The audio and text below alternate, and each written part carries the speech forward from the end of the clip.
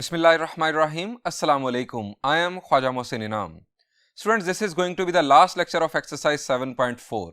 इसमें हम exercise 7.4 से मुतालिक कुछ problems solve करेंगे. आइए शुरू करते हैं.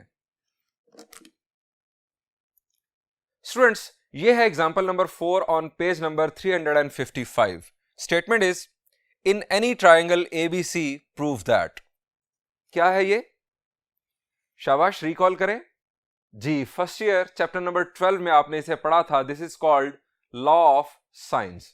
स्टूडेंट्स, हमें इस लॉ को किसी भी ट्राइंगल के लिए प्रूव करना है, लेकिन हम यहां पर वेक्टर्स डिस्कस कर रहे हैं. हम यहां पर वेक्टर्स को यूज करते हुए इस लॉ को प्रूव करेंगे. तो आइए बढ़ते हैं इसके प्रूफ की जानिब. स्टूडेंट्स, कोई भी ट्राइंगल एबीसी कंसीडर कर लें. ये मैंने ऐसे ही एक ट्राइंगल एबीसी बना ली. आप जानते हैं, आपने फर्स्ट ईयर ट्रिग्नोमेट्री में पढ़ा था कि हम जो नेमिंग है वो एंटी क्लॉकवाइज करते हैं. ये ट्रिग्नोमेट्री में कन्वेंशन है. ए बी सी, ये हमने ट्राइंगल बना ली. अब मेरा सवाल आपसे ये है कि अगर ये वर्टेक्स ए है तो इसकी अपोजिट साइड को हमने ट्रिग्नोमेट्री में क्या नाम दिया था? जी, हमने वहां पर इसे नाम दिया था स्मॉल ए का. तो स्टूडेंट्स, मैं इस साइड को वेक्टर बनाने जा रहा हूं और इस साइड का नाम है वेक्टर ए. इस तरह b की अपोजिट साइड स्मॉल b थी तो मैं इसे कह रहा हूं वेक्टर b, और c की अपोजिट साइड स्मॉल c, मैं इसे कह रहा हूं वेक्टर c. अब सवाल यह है कि अगर ये साइड्स वेक्टर्स हैं तो इनकी डायरेक्शंस क्या हैं? स्टूडेंट्स, आप कोई भी डायरेक्शंस कंसीडर कर लें, कोई फर्क नहीं पड़ेगा. आपके पास ट्राइंगल में सिर्फ और सिर्फ दो ही पॉसिबिलिटीज होती हैं. अगर आपको याद हो कि तीन वेक्टर्स कब ट्राइंगल बनाते हैं, तीन नॉन पैरेलल वेक्टर्स कब ट्राइंगल बनाते हैं, अगर आपको याद हो हमने कंडीशंस डिस्कस की थी. एक केस तो यह है कि अगर तीनों वेक्टर्स का सम 0 हो तो उस सूरत में तीन वेक्टर्स ट्राइंगल बना रहे होते हैं. और तीनों वेक्टर्स का सम 0 उस वक्त हो सकता है कि जब या तो आप एंटी क्लॉकवाइज डायरेक्शन दे दें इस तरह से, और या आप क्लॉकवाइज डायरेक्शन दे दें. उस सूरत में तीनों वेक्टर्स का सम हो जाएगा 0. दूसरी सूरत यह हो सकती है कि आप दूसरी सूरत यह थी कि दो वेक्टर्स का सम तीसरे वेक्टर के इक्वल हो. उस सूरत में आप यह कर सकते हैं कि आप दो वेक्टर्स को इस तरह से डायरेक्शन दे दें और तीसरे वेक्टर को आप ऊपर की तरफ डायरेक्शन दे दें. यानी क्लॉकवाइज या एंटी क्लॉकवाइज के अलावा आप कोई भी डायरेक्शन फॉलो करेंगे तो वो दो वेक्टर्स का सम तीसरे वेक्टर के बराबर नजर आएगा. स्टूडेंट्स, मैं यहां पर सिंपल यूज कर रहा हूं एंटी क्लॉकवाइज डायरेक्शंस, यानी ये मेरे पास बन गई एंटी क्लॉकवाइज डायरेक्शंस. इस सूरत में क्या होगा कि इन तीनों वेक्टर्स का सम 0 होगा. c plus a plus b. हम वापस अपने स्टार्टिंग पॉइंट पर आ गए, और अगर आप वेक्टर की डायरेक्शन में चलते हैं तो वेक्टर ऐड होता है. तीनों वेक्टर्स का सम हो गया 0. ये मैंने पैटर्न अडॉप्ट कर लिया. अब स्टूडेंट्स, मेरा अगला सवाल यह है कि ट्रिग्नोमेट्री के रेफरेंस से वर्टेक्स ए के साथ बनने वाला एंगल क्या कहलाता है? शाबाश. जी, हमने ट्रिग्नोमेट्री में पढ़ा था, हम इसे अल्फा कहते हैं. हम इसे एंगल ए भी कह सकते हैं. यहां पर एंगल्स के नाम ए, बी और सी कंसीडर किए जा रहे हैं, सो इसलिए हम अल्फा, बीटा और गैमा यूज नहीं करेंगे. यह एंगल है एंगल ए, यहां पर एंगल है एंगल बी, और यहां पर एंगल है एंगल सी. अब मेरा अगला सवाल, अगर मैं आपसे पूछूं कि वेक्टर C और वेक्टर A के दरमियान बनने वाला एंगल क्या है, तो आपका जवाब क्या होगा? जी, आपका जवाब होगा एंगल B. अगर मैं आपसे पूछूं वेक्टर A और वेक्टर B के दरमियान बनने वाला एंगल क्या है, तो आप कहेंगे एंगल C. और अगर मैं आपसे पूछूं कि वेक्टर B और वेक्टर C के दरमियान बनने वाला एंगल क्या है, तो आप कहेंगे एंगल A. स्टूडेंट्स, आपके ये तीनों जवाब गलत हैं. स्टूडेंट्स, ए, बी और सी ये ट्राइंगल के एंगल्स तो हैं, लेकिन ये वेक्टर्स के दरमियान बनने वाले एंगल्स नहीं हैं. स्टूडेंट्स, हमने डिस्कस किया था कि वेक्टर्स के दरमियान जो एंगल होता है वो बुनियादी तौर पर वेक्टर्स की डायरेक्शन के दरमियान एंगल होता है. या हम ये भी कह सकते हैं कि हम एंगल पॉइंट के उस जानिब देखते हैं कि जहां पर दोनों वेक्टर्स या तो डाइवर्ज हो रहे हो या दोनों वेक्टर्स कन्वर्ज हो रहे हो. अगर आप देखना चाहते हैं यहां पर कि इन दो वेक्टर्स के दरमियान एंगल क्या बन रहा है, तो आप देखें कि ये जो वेक्टर है ये इस पॉइंट की तरफ आ रहा है और दूसरा वेक्टर अवे जा रहा है, ये टुवर्ड्स आ रहा है और वो अवे जा रहा है। एक वेक्टर हम कह सकते हैं कि इस पॉइंट की तरफ कन्वर्ज हो रहा है, दूसरा इस पॉइंट से डाइवर्ज हो रहा है, और डायरेक्शन दोनों की इस पॉइंट के हिसाब से डिफरेंट है। अब देखें ये जा रहा है, ये आ रहा है। अब असल तरीकेकार क्या है, वेक्टर्स के की डायरेक्शन के दरमियान अगर हमने एंगल देखना है तो आप किसी एक वेक्टर की डायरेक्शन को एक्सटेंड करेंगे। ये वेक्टर है, इसको इस तरफ एक्सटेंड कर दें, ये है इसकी डायरेक्शन, ये मैंने इसे एक्सटेंड कर दिया। अब स्टूडेंट्स आप इस यहां पर देखें तो ये दोनों वेक्टर्स डाइवर्ज हो रहे हैं, दोनों वेक्टर्स की डायरेक्शंस डाइवर्ज हो रही हैं। सो ये जो एंगल होगा ये बुनियादी तौर पर वेक्टर ए और वेक्टर सी के दरमियान बनने वाला एंगल होगा। और ये एंगल होगा क्या, मेरा सवाल अब आपसे ये है। शाबाश, ये एंगल है एंगल बी। टोटल एंगल ये क्या होगा, यहां से यहां तक टोटल एंगल होगा 180 डिग्रीज या पाए। अगर ये एंगल बी है तो ये एंगल हमारे पास होगा 180 डिग्रीज माइनस बी और पाए माइनस बी। स्टूडेंट्स एक और तरीकेकार भी हो सकता था, आप क्या करें, आप इस वेक्टर की जो टेल साइड है उसको एक्सटेंड कर लें। मैं आपको वो भी करके दिखाता हूं।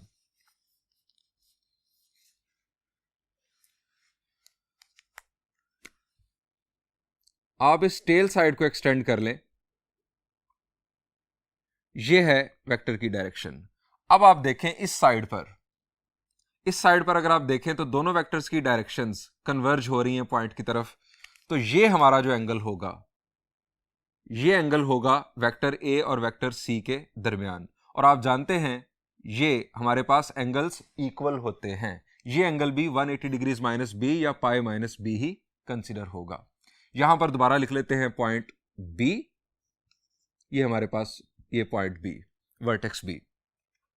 ये मैंने आपको समझाने के लिए इजाफी तौर पर ड्रॉ किया, आपके लिए एक ही डायरेक्शन एक्सटेंड करना काफी है। इसी तरह अगर हम यहां पर आएंगे तो आप इस डायरेक्शन को आउटवर्ड एक्सटेंड कर दें इस तरह से।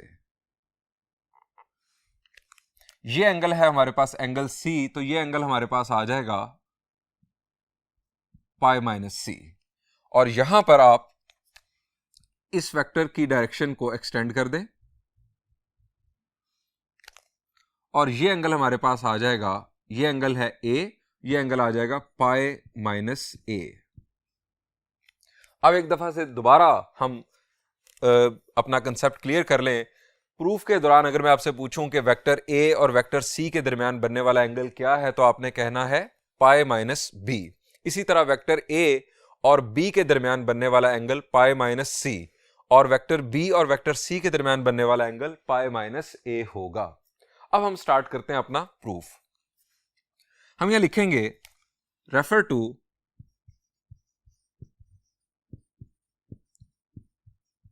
Rough diagram.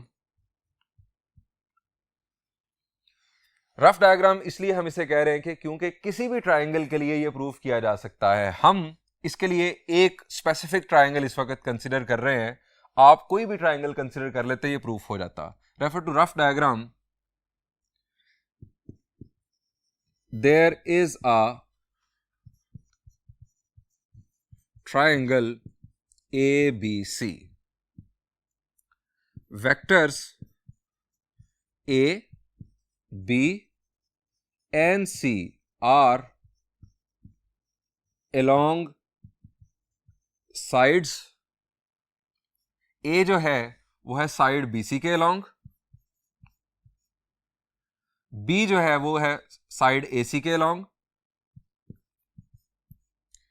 एंड C जो है वो है साइड AB के along। AB respectively. अब स्टूडेंट्स हमने जो इन्हें डायरेक्शंस दी हैं उनके मुताबिक इन तीनों वेक्टर्स का सम बन रहा है 0। As A plus B plus C is equal to 0। Students, अभी तक आपको अगर याद हो हमने इसी पैटर्न पर कौन सा प्रूफ किया था जी, एक्सरसाइज 7.3 में हमने लॉ ऑफ कोसाइंस इसी पैटर्न पर किया था। स्टूडेंट्स, वहां पर हमें कोसाइन चाहिए था। अब कोसाइन आता है हमारे पास डॉट प्रोडक्ट में या स्केलर प्रोडक्ट में, तो हमने डॉट प्रोडक्ट परफॉर्म किया। यहां पर हमें साइन चाहिए, लॉ ऑफ साइंस की तरफ हम जा रहे हैं। अब साइंस जो है वो आता है क्रॉस प्रोडक्ट के अंदर या वेक्टर प्रोडक्ट के अंदर। सो हम क्रॉस प्रोडक्ट यहां पर परफॉर्म करेंगे। अब किसके साथ क्रॉस प्रोडक्ट परफॉर्म करेंगे? स्टूडेंट्स, आप ए, बी और सी किसी के साथ भी क्रॉस प्रोडक्ट कर लें, हम लॉ ऑफ साइंस के प्रूफ में आगे बढ़ जाएंगे। मैं सबसे पहले वेक्टर सी के साथ क्रॉस प्रोडक्ट परफॉर्म कर रहा हूं। वेक्टर सी के साथ पहले क्यों कर रहा हूं, इसका जवाब आपको थोड़ी देर में देता हूं। Taking cross product with vector C. अब मेरा सवाल आपसे यह है कि क्रॉस प्रोडक्ट क्या कम्यूटेटिव होती है? The answer is not in general. Cross product in general commutative नहीं होती। स्टूडेंट्स, आपके पास दो ऑप्शंस हैं। आप या तो लेफ्ट साइड पर क्रॉस प्रोडक्ट करें सी के साथ, या राइट साइड से क्रॉस प्रोडक्ट करें सी के साथ। नंबर्स में आप जानते हैं, या डॉट प्रोडक्ट में, चूंकि डॉट प्रोडक्ट भी और नंबर्स की मल्टीप्लिकेशन भी कम्यूटेटिव होती है, 3 मल्टीप्लाइड बाय 2 या 2 मल्टीप्लाइड बाय 3 दोनों बातें सेम हैं। लेकिन क्रॉस प्रोडक्ट में ये बातें सेम नहीं हैं। सो हम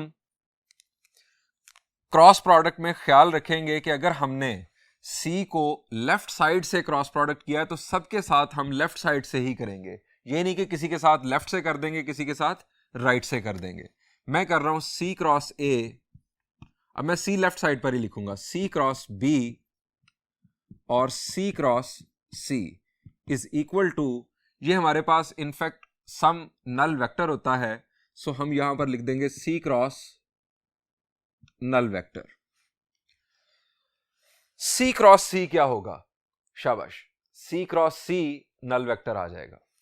एक वेक्टर का उसी के साथ क्रॉस प्रोडक्ट नल वेक्टर आता है। क्यों नल वेक्टर आता है? क्योंकि उस वेक्टर का उसी के साथ एंगल 0 कंसीडर होता है और साइन 0 0 हो जाता है।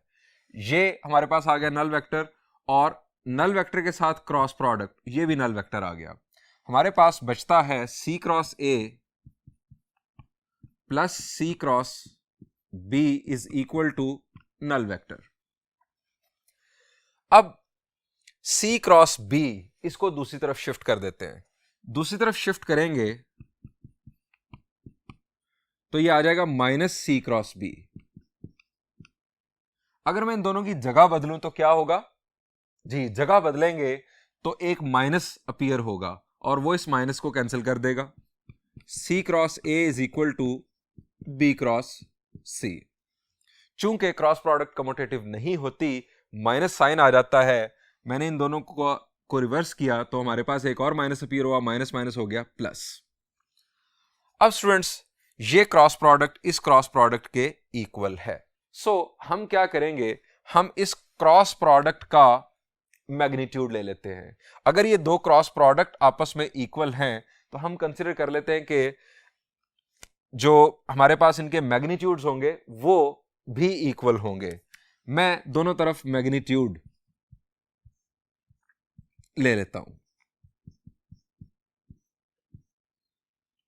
अब क्या होगा कि इस तरफ का यूनिट वेक्टर, उसका मैग्नीट्यूड 1, उस तरफ का यूनिट वेक्टर, उसका मैग्नीट्यूड भी 1, वो समझ लें कि फारिग, वो अब उसका तस्करा ही नहीं होगा, क्योंकि ये आ गया मैग्नीट्यूड, और मैग्नीट्यूड एक स्केलर क्वांटिटी है।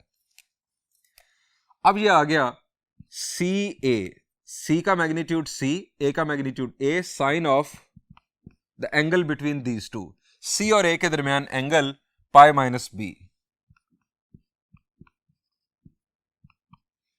और यहां पर B C, sine of B और सी के दरमियान एंगल पाई माइनस ए। अब sine of pi minus B, allied angles का कंसेप्ट, क्या? शाबाश जी, ये पाई बाय 2 या 90 डिग्रीज का इवन मल्टीपल है। सो ट्रिग्नोमेट्रिक रेशियो सेम रहेगी। पाई माइनस बी, क्वाड्रेंट कौन सा होगा? चलें रिकॉल कर लेते हैं।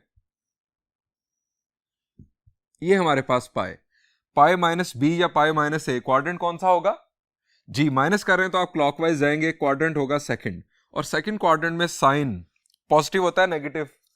जी, आप after school to college recall कर लें तो यहां पर साइन होता है पॉजिटिव। सो यहां पर आ जाएगा साइन ऑफ बी और यहां पर साइन ऑफ ए।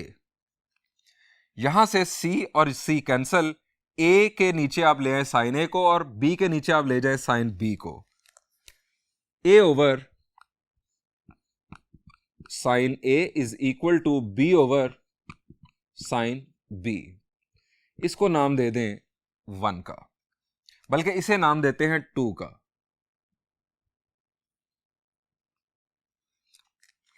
अब यहां पर दो बातें, एक तो मैंने इसे नाम 2 क्यों दिया स्टूडेंट, मैं इसे कह रहा हूं 1 क्योंकि मैंने इसे अभी दोबारा कंसीडर करना है। लॉ ऑफ साइंस का अभी आधा हिस्सा हुआ है ये। अब मुझे b over sine b is equal to C over sine C या a over sine a is equal to C over sine C साबित करना है, यानी इसका आधा हिस्सा भी बाकी है। अब मैं आपको उस बात का भी जवाब देता हूं कि मैंने c के साथ क्रॉस प्रोडक्ट क्यों किया। स्टूडेंट्स, c के साथ क्रॉस प्रोडक्ट करने से हमारे पास ये एक हिस्सा जो पहले वाला पार्ट है वो आ गया। अगर हम इसका a के साथ क्रॉस प्रोडक्ट करते तो उस सूरत में क्या होना था कि आपके पास मिलना था आपको b over sine b is equal to C over sine C. वो भी सही था, कोई मसला नहीं था, लेकिन मैं जिस पैटर्न में ये लॉ गिवन है उसी पैटर्न में इसे लेकर चल रहा हूं। एक और बात आपको बताता हूं कि मैंने यहां पर क्रॉस प्रोडक्ट की, c को पहले लिखा।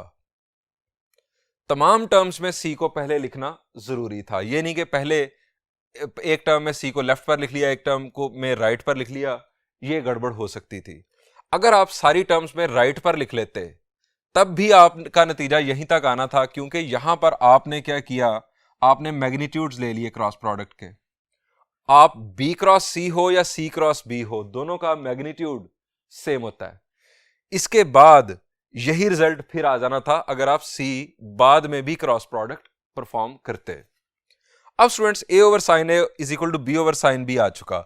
हम इस 1 को दोबारा कंसीडर करेंगे और फिर क्रॉस प्रोडक्ट लेंगे, या तो अब a के साथ और या b के साथ। अब मैं चाहता हूं कि मैं b over sine b is equal to C over sine c prove करूं, तो मुझे किसके साथ क्रॉस प्रोडक्ट करना चाहिए? दोबारा सुन लें, मैं चाहता हूं कि b over sine b is equal to C over sine c आ जाए, तो मुझे किस वेक्टर के साथ क्रॉस प्रोडक्ट करना चाहिए? शाबाश, c के साथ क्रॉस प्रोडक्ट करने से ये आया है, c मिसिंग है। अगर मुझे b over sine b is equal to C over sine c करना है तो a मिसिंग है, मुझे वेक्टर a के साथ क्रॉस प्रोडक्ट परफॉर्म करना चाहिए। सो बढ़ाते हैं बात आगे, हम यहां लिखेंगे consider one again.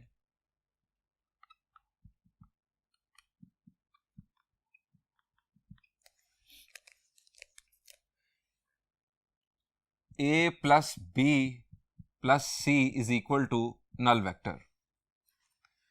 Taking cross product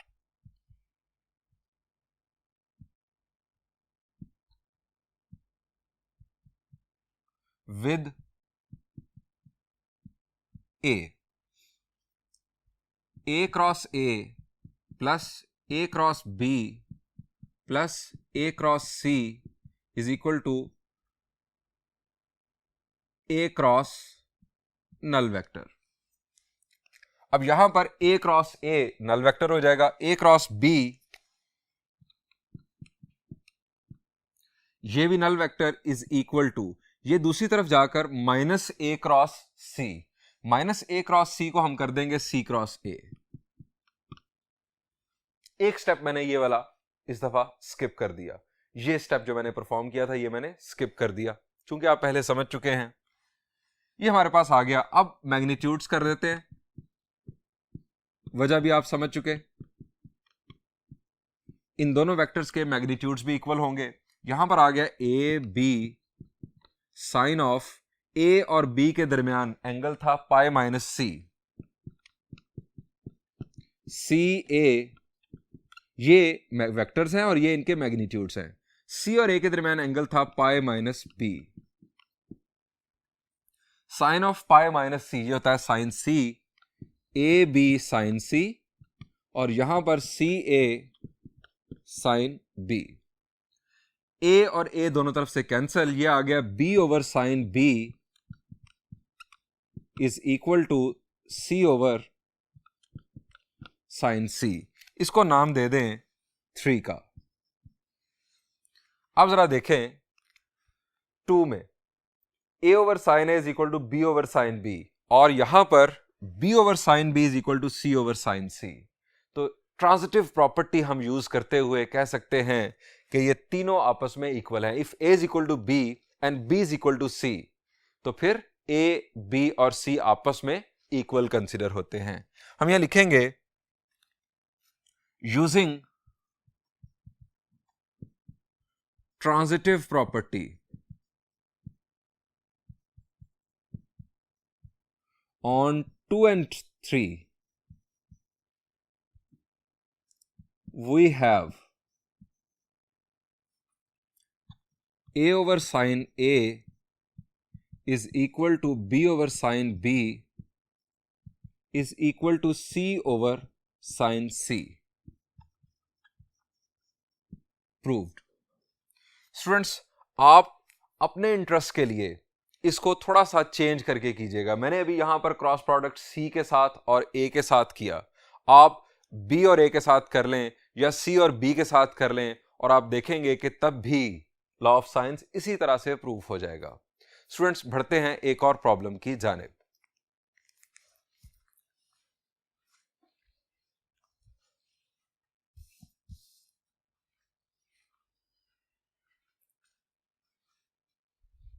students, this is example number 3 on page number 354। हमें sine of alpha plus beta is equal to sine alpha cosine beta plus cosine alpha sine beta के equal prove करना है। Students, हमने exercise 7.3 के साथ fundamental law of trigonometry और उसकी deduction cosine of alpha plus beta is equal to cosine alpha cosine beta minus sine alpha sine beta prove किया था। यानी दो चीजें हमने वहां पर प्रूव की थी। अब यहां पर sine of alpha plus beta वाला फॉर्मूला मैं ड्राइव कर रहा हूं, और sine of alpha minus beta वो हमारी प्रॉब्लम नंबर 8 है एक्सरसाइज 7.4 के अंदर, वो आप खुद सॉल्व कीजिएगा। स्टूडेंट्स, उसी टाइप के कंसेप्ट्स, उसी यानी एग्जैक्टली बल्कि कहना चाहिए कि वही डायग्राम यूज होगी जो यूज की थी हमने cosine of alpha plus beta के लिए। मैं आपको एक कंसेप्ट रिकॉल दोबारा से करवाना चाहूंगा, वो ये है कि अगर आपके पास ये एक्स वाई प्लेन है और इस एक्स वाई प्लेन के अंदर आपके पास इस तरह से एक पॉइंट मौजूद है, और आपको कहा जाता है कि आप इस पॉइंट के कोऑर्डिनेट्स बता दें।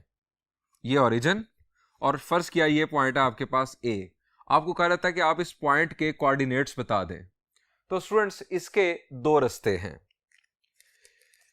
इसके दो रास्ते ये हैं कि या तो आपके पास आप इसको एक इस तरह से राइट ट्रायंगल मुकम्मल कर लें, आपके पास इसकी बेस और परपेंडिकुलर आ जाए, वो जो बेस होगी यहां से लेकर x यूनिट्स जो डिस्टेंस होगा वो बुनियादी तौर पर इसका x कोऑर्डिनेट होगा, और जो इसका परपेंडिकुलर होगा वो ऊपर की तरफ जो डिस्टेंस है ये आपका y कोऑर्डिनेट होगा। एक रास्ता तो ये है। दूसरा रास्ता ये है कि आपके पास ये एंगल गिवन हो, फर्ज करें ये एंगल है अल्फा, और इसके साथ आपको गिवन हो ये हाइपोटेन्यूज की लेंथ या ओरिजिन से उस पॉइंट का जो डिस्टेंस है वो गिवन हो, फर्ज करें ये 2 है। तो आप इन दो बातों की बुनियाद पर ये कोऑर्डिनेट्स मालूम कर सकते हैं। अल्टीमेटली इन दो इंफॉर्मेशंस की बुनियाद पर अभी भी आपको इस राइट ट्रायंगल का बेस और परपेंडिकुलर ही फाइंड आउट करना है। अब मुझे अगर बेस चाहिए, बेस की लेंथ है x और परपेंडिकुलर की लेंथ है y। अगर मुझे बेस चाहिए हाइपोटेन्यूज की बुनियाद पर, तो जरा सोचें कौन सी ट्रिग्नोमेट्रिक रेशियो यूज होगी। जी, आपको याद करना होगा वही sentence, some people have curly brown hair through proper brushing. Although this sentence is not applicable to me, but मुझे भी यूज करना पड़ता है, क्या करूं। अब यहां पर बेस और hypotenuse, curly brown hair. So cosine alpha will be equal to x by 2. यहां से x की वैल्यू आ गई 2 times of cosine alpha. और sin alpha, some people have is equal to y by 2 और y की value आ गई 2 sin alpha. यानी हमारा जो x कोऑर्डिनेट है वो है 2 cosine alpha और y कोऑर्डिनेट है 2 sin alpha. अगर ये डिस्टेंस चेंज होगा, पॉइंट का ओरिजिन से डिस्टेंस चेंज होगा, तो यहां पर नंबर चेंज हो जाएगा. आप इसे 3 करेंगे तो 3 आ जाएगा, यहां 5 करेंगे यहां 5 आ जाएगा. जो भी डिस्टेंस होगा, इनफैक्ट वो पॉजिटिव वैल्यू होगी, वो नंबर यहां पर आ जाएगा. अगर आप एंगल चेंज करेंगे तो एंगल यहां पर आ जाएगा. यानी अगर आप यहां पर कर दें बीटा, तो यहां पर हो जाना था कोसाइन बीटा साइन बीटा. अगर आप यहां पर कर दें अल्फा माइनस बीटा, तो cosine of alpha minus beta sine of alpha minus beta. यानी जो एंगल वैल्यू यहां पर होगी, उस इनफैक्ट जो डिस्टेंस वाली लाइन है उसका जो भी एंगल पॉजिटिव एक्स एक्सिस के साथ बन रहा होगा, वो आप यूज करेंगे अगर फर्स्ट क्वाड्रेंट के अंदर वो पॉइंट होगा. हां, अगर आप सेकंड क्वाड्रेंट में ले आते हैं, पॉइंट को सेकंड क्वाड्रेंट में ले आते हैं, तो फिर आपका एंगल होगा ये, और फिर अगेन आप x और y की वैल्यूज फाइंड आउट करेंगे इस डिस्टेंस की बुनियाद पर. अब सेकंड क्वाड्रेंट में अगर आप आ जाएंगे, तो सेकंड क्वाड्रेंट में आप जानते हैं कि x की जो वैल्यू है वो नेगेटिव कंसीडर होती है. सो x की वैल्यू जो आप राइट ट्रायंगल की बेस पर कैलकुलेट करेंगे, आप बाद में क्वाड्रीनेट उसको बनाते हुए उसके साथ माइनस साइन अटैच कर देंगे. y की वैल्यू पॉजिटिव ही रहेगी. अब आखिरी बात जो मैं आपको बताना चाहूंगा वो ये है, इसी पैटर्न पर अगर आप आ जाएंगे फोर्थ क्वाड्रेंट में, फर्ज करें ये एंगल है बीटा और ये लेंथ है 3, तो आपकी ये x और ये y, तो आपका बन जाएगा 3 कोसाइन बीटा और 3 साइन बीटा. ये तो आप एग्री कर गए. अब चूंकि ये फोर्थ क्वाड्रेंट है, इस क्वाड्रेंट के अंदर y की वैल्यू नेगेटिव होती है. सो कोऑर्डिनेट्स जब आप बनाएंगे तो आप कोऑर्डिनेट्स में नेगेटिव साइन अटैच कर देंगे y कोऑर्डिनेट के साथ, कुछ इस तरह से. अगर आप थर्ड क्वाड्रेंट में होते हैं तो दोनों कोऑर्डिनेट्स नेगेटिव कंसीडर किए जाते हैं. स्टूडेंट्स, अपनी आसानी के लिए प्रूफ के अंदर ये चीज मैंने आपको cosine of alpha plus beta के प्रूफ में भी बताई थी. हम अपनी आसानी के लिए ये जो डिस्टेंस है पॉइंट का ओरिजिन के साथ, इसको 1 कंसीडर कर लेते हैं. इसको 1 कंसीडर करने का फायदा ये होता है कि हमारे कोऑर्डिनेट्स बड़े सिंपल हो जाते हैं. कोसाइन अल्फा, कोसाइन बीटा और माइनस साइन बीटा बड़े सिंपल हो जाते हैं. अगर आप ये ना भी करें तब भी प्रूफ आपका किया जा सकता है. ये जो इस तरह से नंबर्स अपीयर होते हैं ना, ये चूंकि सेम नंबर्स होते हैं, अगर आप 2 यूज करेंगे तो 2 दोनों तरफ आ जाएगा, अगर आप 3 यूज करेंगे तो 3 आ जाएगा. ये नंबर्स आखिर पर कैंसिल हो जाते हैं. अल्टीमेटली ये प्रूफ फिर भी आपके सामने आ जाता है, लेकिन हम अपनी आसानी के लिए इस डिस्टेंस को 1 कंसीडर करते हैं. आइए अब प्रॉपर प्रूफ देखते हैं. ये स्टूडेंट्स हमारा एक्स वाई प्लेन, मैंने 2 वेक्टर्स यहां पर कंसीडर किए. मैंने कहा कि मैं इस डिस्टेंस को 1 कंसीडर कर रहा हूं. अगर मैं इसे 1 कंसीडर करूंगा तो इसका मतलब है कि ये 2 वेक्टर्स क्या कहलाएंगे? अगर इन दोनों की लेंथ 1 है तो ये दोनों वेक्टर्स यूनिट वेक्टर्स कहलाएंगे. सो हम प्रूफ स्टार्ट करते हैं. हम लिखेंगे refer to rough diagram.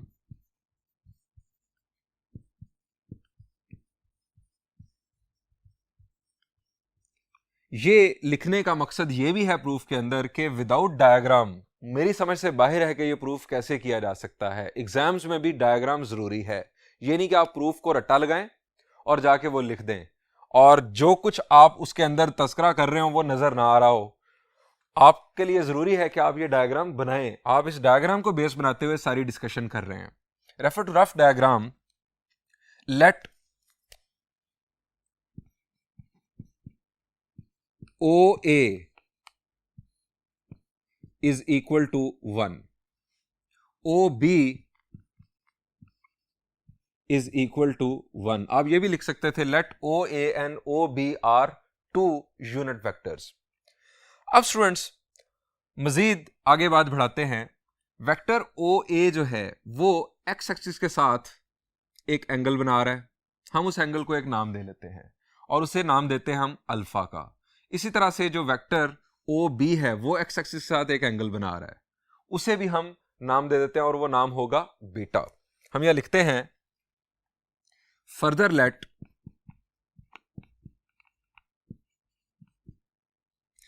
Angle between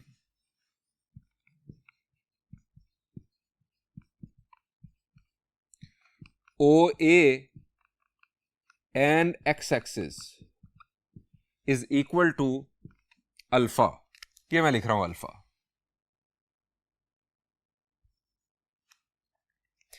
angle between, यहां पर एन मिस हो गया,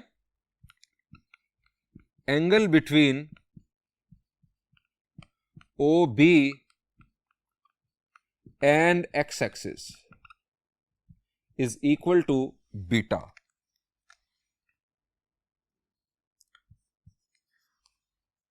स्टूडेंट्स, अगर आप ये प्रूफ अपनी बुक के अंदर देखेंगे तो आपको पता चलेगा कि यहां पर जो एंगल लिखा है बुक के अंदर वो है माइनस बीटा।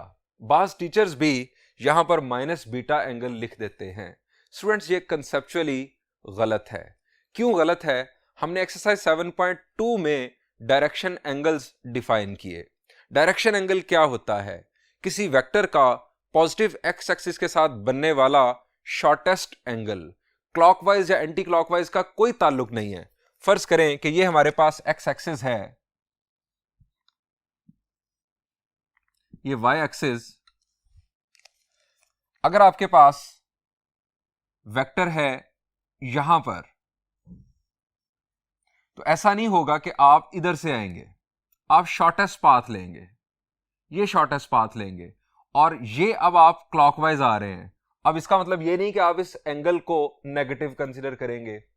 एंगल जो है डायरेक्शन एंगल, उसकी आपने वहां पर रेंज भी पढ़ी थी। वो रेंज थी, अगर आप उसे थीटा कहें, उसमें तीन थे, अल्फा, बीटा और गैमा। अल्फा एक्स एक्सिस के साथ बनने वाला एंगल, बीटा वाई एक्सिस के साथ और गैमा वहां पर हमने कहा था वो जी एक्सिस के साथ। अगर हम थीटा कह दें उन तीनों एंगल्स को जनरली, तो इसकी रेंज थी ग्रेटर देन और equal to 0 but less than और इक्वल टू 180 डिग्रीज। दोबारा से सुन ले आप, ये जो एंगल्स हैं किसी वेक्टर का एक्स एक्सिस, वाई एक्सिस या जी एक्सिस के साथ बनने वाला एंगल, वो नेगेटिव कंसीडर नहीं कर सकते। ये शॉर्टेस्ट एंगल होता है between vector and X axis और ये पॉजिटिव एंगल होता है हमेशा और इसकी रेंज ये होती है। सो इसे बीटा कंसीडर करना चाहिए। अब स्टूडेंट्स, इन दो वेक्टर्स के दरमियान बनने वाला एंगल क्या हो जाएगा? शाबाश, ये एंगल जी, ये अल्फा, ये बीटा, तो ये हो जाएगा अल्फा प्लस बीटा। हम यहां लिखेंगे देन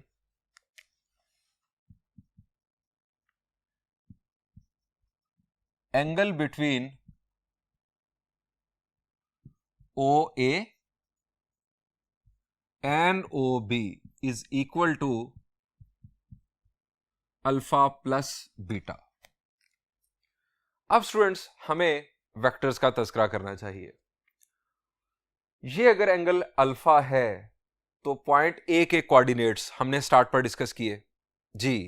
कीप इन माइंड कि ये लेंथ जो है ये 1 है, ये लेंथ भी 1 है, ये लेंथ 1 है। जो पॉइंट ए है इसके कोऑर्डिनेट्स होंगे कोसाइन अल्फा, साइन अल्फा। तो वेक्टर क्या बन जाएगा जी? कोसाइन अल्फा आए प्लस साइन अल्फा जे, ये हमारे पास वेक्टर बन जाएगा। एक्स कोऑर्डिनेट से एक्स कंपोनेंट आ जाएगा वेक्टर का और वाई कोऑर्डिनेट से वाई कंपोनेंट। ये हमारे पास है पॉइंट बी, इसके कोऑर्डिनेट्स क्या होंगे? इस वेक्टर की लेंथ भी 1, एंगल जो बन रहा है वो है बीटा जी। बी के कोऑर्डिनेट्स होंगे cosine beta, x coordinate positive लेकिन वाई कोऑर्डिनेट नेगेटिव कंसीडर होगा, माइनस साइन बीटा। हम राइट ट्रायंगल में बेस और परपेंडिकुलर मालूम करेंगे, दोनों आ जाएंगे कोसाइन बीटा और साइन बीटा। परपेंडिकुलर और बेस दोनों पॉजिटिव होंगे लेकिन वाई कोऑर्डिनेट चूंकि यहां पर नेगेटिव होता है सो हम उसे नेगेटिव कंसीडर करेंगे। हम यह लिखते हैं as a.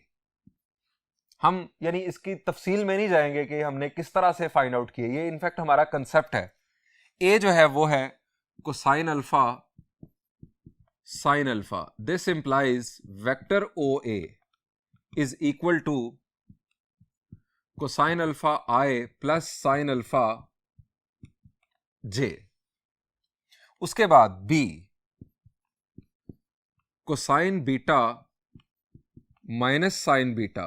This implies vector O B is equal to cosine beta I minus sine beta J. ये सारी स्टोरी अभी तक वही चल रही है जो हमने कोसाइन अल्फा प्लस बीटा के लिए यूज की थी. बिल्कुल वही सारी स्टोरी चल रही है. अब स्टूडेंट्स यहां पर चेंज आएगा. वहां पर हमने क्या किया था, हमें कोसाइन अल्फा प्लस बीटा चाहिए था. अब इन दो वेक्टर्स के दरमियान बनने वाला angle alpha plus beta, cosine of alpha plus beta लाने के लिए हमने डॉट प्रोडक्ट या स्केलर प्रोडक्ट यूज किया. अब यहां पर हमें sine of alpha plus beta चाहिए. साइन इस एंगल पर अप्लाई करने के लिए हमें इन दो वेक्टर्स का क्रॉस प्रोडक्ट लेना होगा. वहां पर दो वेक्टर्स का डॉट प्रोडक्ट चूंकि कम्यूटेटिव होता है, आप ओ ए डॉट ओ बी करें या ओ बी डॉट ओ ए करें कोई फर्क नहीं पड़ता था. लेकिन यहां पर चूंकि क्रॉस प्रोडक्ट कम्यूटेटिव नहीं होता इन जनरल, यहां पर फर्क पड़ सकता है. सो हम क्या करेंगे, हम दोनों में से एक ऑप्शन इख्तियार करेंगे और देखते हैं कि क्या होता है. अगर स्टूडेंट्स मैं ओ बी क्रॉस ओ ए करता हूं, ओ बी क्रॉस ओ ए, तो ओ बी क्रॉस ओ ए राइट हैंड रूल के मुताबिक, मैं पिछले बोर्ड पर जाके आपको एक्सप्लेन करता हूं. स्टूडेंट्स राइट हैंड रूल के मुताबिक अगर मैं ओ बी क्रॉस ओ ए करूंगा तो मेरी फिंगर्स जो हैं वो कर्ल होंगी टुवर्ड्स ओ ए, और मेरा जो थंब है ये यूनिट वेक्टर की डायरेक्शन बताएगा और वो आउटवर्ड होगा इस बोर्ड से, इस तरह से. ओ B cross O a unit vector outward होगा. हम इस यूनिट वेक्टर को पॉजिटिव कंसीडर करेंगे क्योंकि हम राइट हैंड रूल के मुताबिक चलते हैं. अगर मैं ओ ए क्रॉस ओ बी करूंगा तो ओ ए क्रॉस ओ बी, तो जो थंब है वो इनवर्ड जा रहा है, तो यूनिट वेक्टर हमारा जो है वो माइनस एन हैट होगा. अब स्टूडेंट्स ये दोनों यूनिट वेक्टर्स एक दूसरे के नेगेटिव वेक्टर्स हैं. एक में पॉजिटिव आ रहा है और एक में नेगेटिव आ रहा है. दोनों सूरतों में हमारा प्रूफ हो जाएगा. मैं ओ बी क्रॉस ओ ए कर रहा हूं ताकि हमारा यूनिट वेक्टर जो है वो पॉजिटिव कंसीडर हो. O B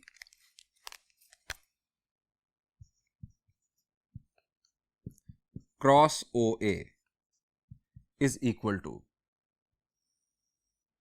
first row I, J और के. आप जानते हैं क्रॉस प्रोडक्ट का डिटर्मिनेंट फॉर्मूला. ओ बी के कंपोनेंट्स पहले आएंगे cosine beta minus sine beta और के कंपोनेंट इसके अंदर है 0. उसके बाद O A cosine alpha sine alpha और के कंपोनेंट 0. ये स्टूडेंट्स अब हमने क्रॉस प्रोडक्ट परफॉर्म करना है. लेफ्ट साइड पर हम क्रॉस प्रोडक्ट का दूसरा जो फॉर्मूला है वो अप्लाई कर देते हैं. O B cross O A, O B magnitude,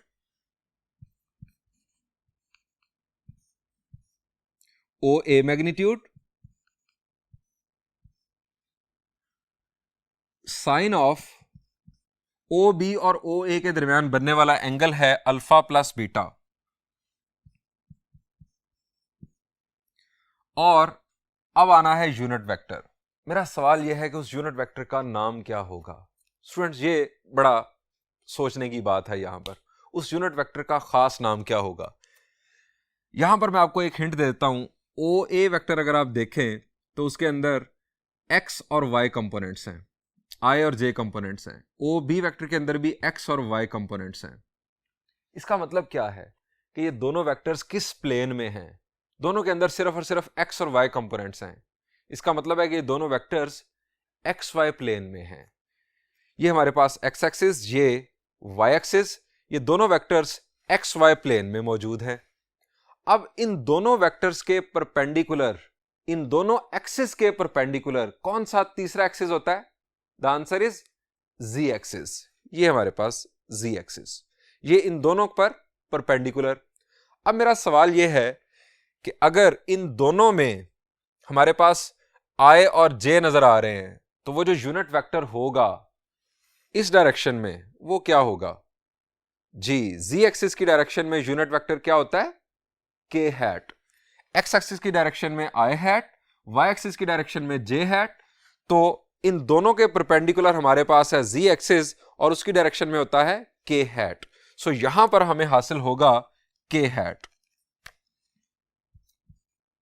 ये हमारे पास आ गया के हैट इज इक्वल टू, अब राइट साइड पर हम एक्सपेंशन कर देंगे, राइट साइड पर एक्सपेंशन करेंगे तो आई, रो और कॉलम छोड़ा तो ये जीरो, ये जीरो, यहां पर मैंने डायरेक्ट लिख दिया जीरो, माइनस जे, रो और कॉलम छोड़ा जीरो और जीरो, प्लस के हैट, ये भी हैट, रो और कॉलम छोड़ा साइन अल्फा कोसाइन बीटा, यहां पर लिख रहा हूं नीचे ब्रैकेट के बाद, यानी हमने लिख दिया यहां पर sine alpha cosine beta, sign alpha cosine beta. अब आना था माइनस फार्मूला का, माइनस माइनस हो जाएगा plus, plus cosine alpha sine beta, bracket closed. ये स्टूडेंट्स हमारे पास सिचुएशन आ गई, ये जीरो ये जीरो। अब ओ बी का मैग्नीट्यूड भी वन, चूंकि यूनिट वेक्टर हमने यहां पर आपको याद हो लेट किया था दोनों को, ये भी वन ये भी वन, इधर भी के हैट इधर भी के हैट, और sine of alpha plus beta left side पर और राइट साइड पर sine alpha cosine beta plus cosine alpha sine beta. Next step perform करते हैं, फिर आप बात समझेंगे। ये दोनों हो गए one, sine of alpha plus beta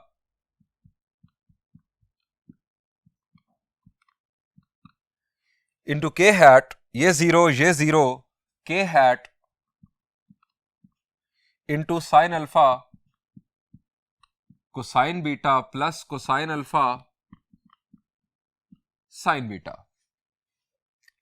अब स्टूडेंट्स हमें बेसिकली ये प्रूव करना है, ये के हैट दोनों तरफ से कैंसल हम कंसीडर करते हैं। सो हम यह लिखेंगे साइन ऑफ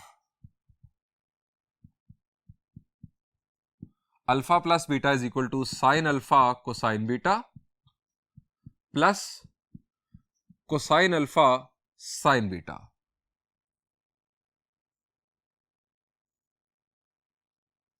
प्रूव्ड।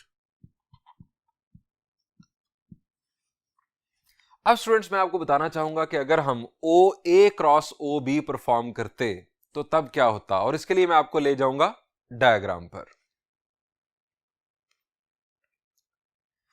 स्टूडेंट्स अगर हम O A cross O B perform करते तो के हैट जो अभी हमने पॉजिटिव लिया था वो आना था नेगेटिव। क्या होना था, ये सारी स्टोरी तो ऐसी चलनी थी, ओ ए क्रॉस ओ बी करने की सूरत में ये रो ऊपर आ जानी थी और ये रो नीचे चली जानी थी। और आप जानते हैं कि जब हम किसी डिटर्मिनेंट में रोज को इंटरचेंज करते हैं तो नेगेटिव साइन आ जाता है। अब ये भी जीरो है ये भी जीरो है, इनफैक्ट नेगेटिव साइन यहां पर आ जाना था, यहां पर नेगेटिव आ जाना था और यहां पर नेगेटिव आ जाना था। और लेफ्ट साइड पर क्या होना था, लेफ्ट साइड पर ये नेगेटिव के हैट आना था ब्रैकेट के अंदर, नेगेटिव के हैट। अब इधर नेगेटिव और इधर नेगेटिव हमने लेना था कॉमन, यहां पर बन जाना था negative K hat, negative K hat इस नेगेटिव के हैट के साथ हो जाना था कैंसल, और फिर आपके पास sine of alpha plus beta इसी के इक्वल प्रूफ हो जाना था। कीप इन माइंड के यहां पर जो हमने O B cross O B का मैग्नीट्यूड और ओ ए का मैग्नीट्यूड ये वन था, वो हमने यहां पर नहीं लिखा। आप उसकी वजाहत इसके साथ कर सकते हैं, यहां मुझे उस वक्त ख्याल नहीं रहा। आप इसी स्टेप के दाएं तरफ आप जाकर लिख दीजिएगा O A O B magnitude is equal to one.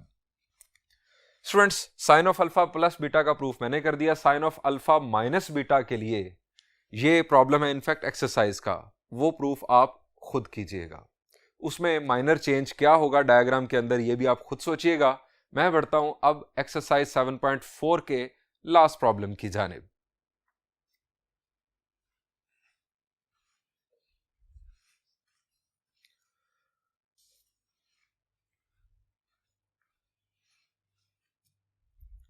Students, this is problem number 9. Statement is, if A cross B is equal to a null vector and A dot B is equal to 0, what conclusion can be drawn about A और B?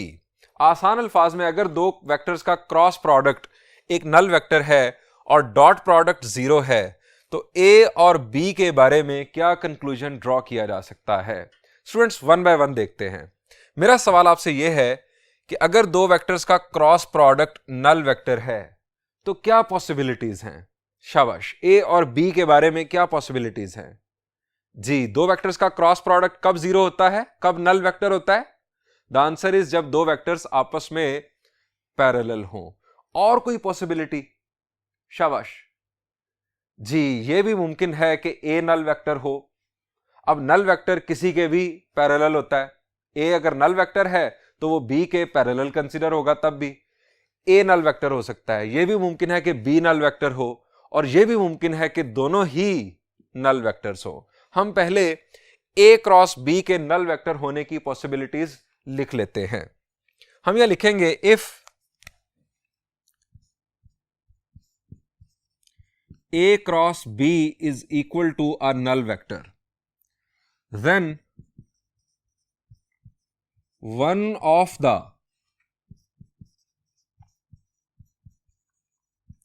following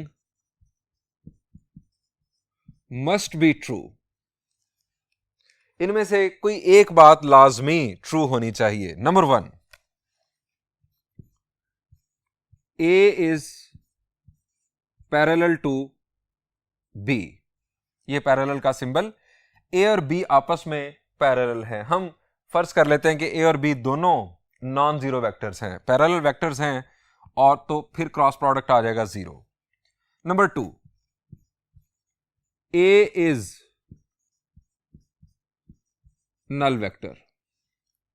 ये दूसरी possibility. इनमें से कोई एक लाजमी true होनी चाहिए. Number 3, B is null vector. अगर ए नल वेक्टर है तब भी क्रॉस प्रोडक्ट 0 आएगा, अगर बी नल वेक्टर है तब भी क्रॉस प्रोडक्ट 0 आएगा, 0 वेक्टर आएगा. और number 4, A and B both are null vectors. इन चारों में से कोई एक लाजमी ट्रू होना चाहिए क्रॉस प्रोडक्ट के 0 आने के लिए. अब दूसरी चीज, अगर दो वेक्टर्स का डॉट प्रोडक्ट 0 है तो ए और बी का आपस में क्या ताल्लुक होगा? जी, ए और बी आपस में परपेंडिकुलर होंगे. और कोई पॉसिबिलिटी? जी, ए नल वेक्टर हो तब भी डॉट प्रोडक्ट 0 आ जाएगा, क्योंकि उसका मैग्नीट्यूड 0, तो वो मैग्नीट्यूड 0 सारा कुछ 0 कर देगा. अगर बी नल वेक्टर होगा तब भी आंसर 0 आ जाएगा, और अगर दोनों नल वेक्टर होंगे तब भी डॉट प्रोडक्ट 0 आएगा. सो एक पॉसिबिलिटी जो पहले वाली है वो चेंज होगी, बाकी तीनों पॉसिबिलिटीज यही आ जाएंगी. हम यहां लिखेंगे, if A dot B is equal to 0, then one of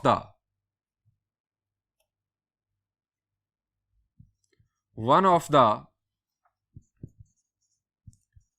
following must be true. Number 1 again, A is perpendicular to B. A और B आपस में perpendicular होंगे. Number 2, A is null vector. Number 3, B is null vector.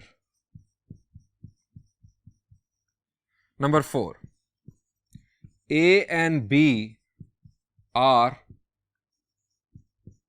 null vectors. याद रखिएगा, नल vectors को zero vectors या wide vectors भी कहा जाता है. स्टूडेंट्स, अब हो क्या रहा है?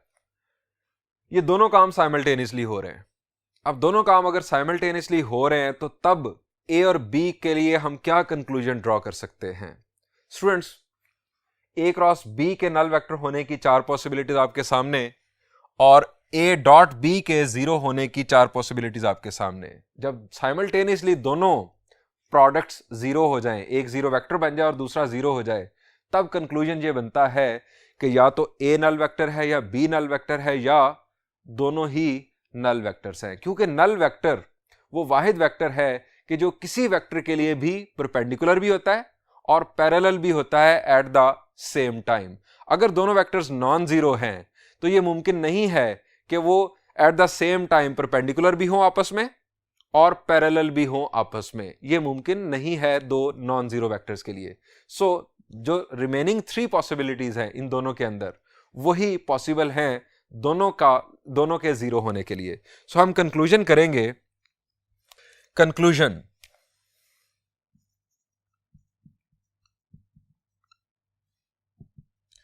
if a dot b is equal to 0 and a cross b is equal to null vector, then one of the